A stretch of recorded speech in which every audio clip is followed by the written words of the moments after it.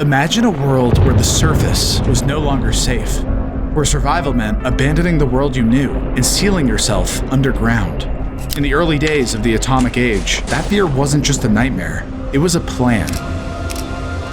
Across mountains, beneath luxury hotels, even hidden under farmlands, our governments quietly built a new world. A world meant to survive the end of ours. And while most people know Fallout's iconic vaults as dystopian science fiction, they were rooted in a terrifying reality. This is the story of the real vaults, the ones designed to save humanity, and the chilling truth about who and what we were willing to leave behind.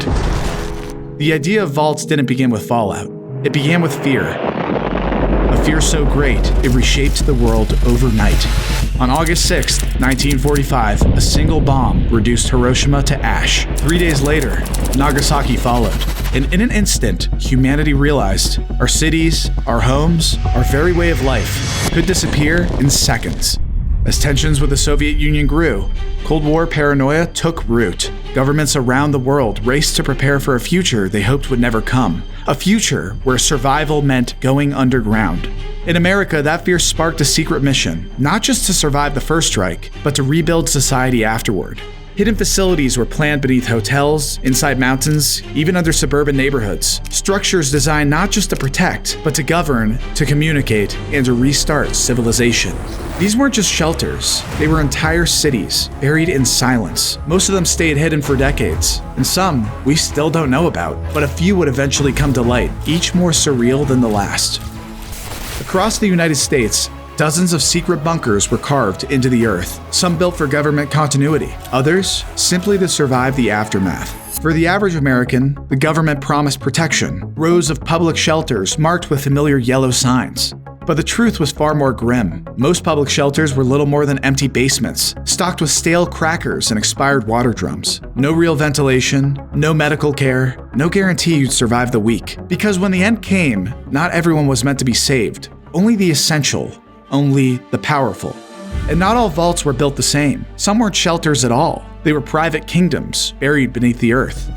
Hidden beneath the luxurious Greenbrier Resort in West Virginia was one of America's most closely guarded secrets, a fallout shelter designed to house every member of Congress after a nuclear attack. Behind walls disguised as conference rooms, beneath 25-ton blast doors, lay dormitories, medical clinics, cafeterias, an underground capital ready to govern a post-apocalyptic America. For over 30 years, the public had no idea it was there. It wasn't exposed until 1992, after an investigative report blew its cover. If Greenbrier was designed for lawmakers, Cheyenne Mountain was built for survival at a planetary scale. Deep inside a granite mountain in Colorado, the North American Aerospace Defense Command, NORAD, prepared to monitor nuclear launches, coordinate air defenses, and if needed, launch retaliation. Entire office complexes, water reservoirs, and air filtration systems were suspended on massive shock absorbers designed to survive direct nuclear hits. It was, and still is, one of the most fortified places on Earth. Now let's take a look at Mount Weather in Virginia. Mount Weather was the true command center for America's emergency government. Here, agency heads, military leaders, and the president himself were expected to take shelter. From underground, they could issue orders, control broadcasts, and attempt to stabilize the shattered remains of the nation. Known as Site R, Raven Rock was the Pentagon's backup, an underground nerve center carved beneath the mountains along the Pennsylvania-Maryland border. In the event of an attack, key military personnel would be whisked away to the sprawling subterranean fortress, where they could continue commanding U.S. forces around the world. Massive caverns housed offices, sleeping quarters, broadcast stations, a small underground city bristling with antennas and concrete. But the US wasn't the only ones preparing for the worst-case scenario. Beneath the streets of Moscow, legend speaks of a secret second metro system built by Stalin, known only as Metro 2, a hidden network connecting the Kremlin, military command centers, and secret bunkers far below the city. Some say it's deep enough to survive a direct nuclear attack. Others claim it still operates, silently to this day. And in the quiet hills of England, another underground secret waited, the Burlington Bunker, a hidden city built to house 4,000 people in the event of nuclear war. Tucked beneath the town of Corsham, it held its own phone exchange, water treatment plant, and even an underground pub for those lucky enough to survive.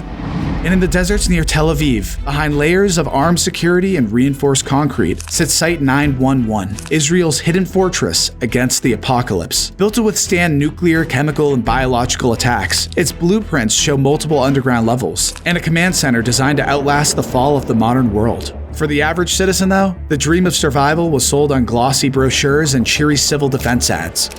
But behind the promises was a brutal truth. Very few shelters could have saved anyone, and even fewer would have been sustainable for more than a few weeks. In the event of an actual nuclear war, most shelters would have become tombs. No proper air systems, no real supplies for long-term survival, no way out. In Fallout's lore, vaults weren't just shelters, they were experiments. Twisted social laboratories sealed away from the world. One vault flooded its occupants with psychoactive drugs. Another isolated a population with no entertainment, just a ticking clock and endless walls. Some vaults were overpopulated by design. Others were rigged to fail.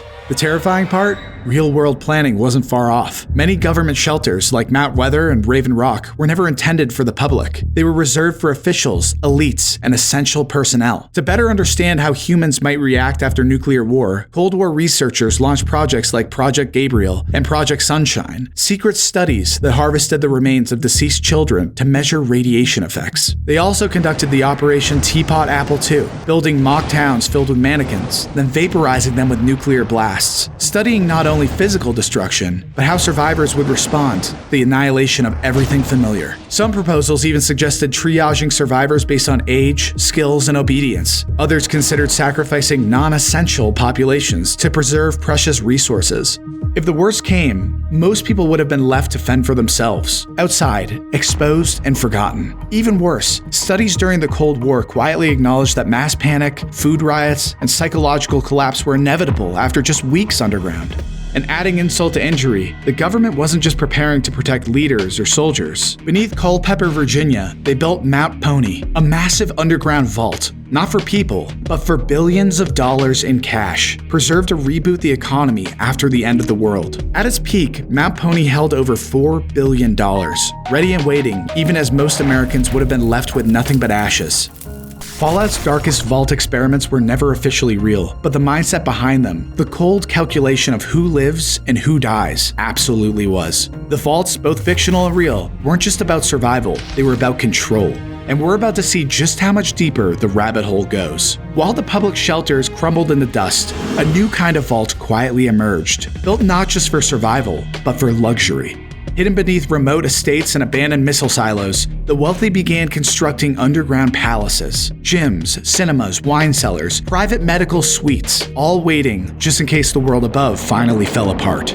At the height of Cold War paranoia, and even long after the bombs stopped falling, the idea never died. It simply evolved. In the Kansas Plains, a decommissioned nuclear missile silo was transformed into the survival condo, a vertical fortress outfitted with luxury apartments, a dog park, an aqua farm, and a private movie theater. Across the ocean, buried beneath a Czech estate, lies the Oppidum, marketed as the world's largest billionaire bunker. Private spas, surgical suites, vaults for priceless art, and hidden escape tunnels, ready to whisk the ultra-wealthy to safety.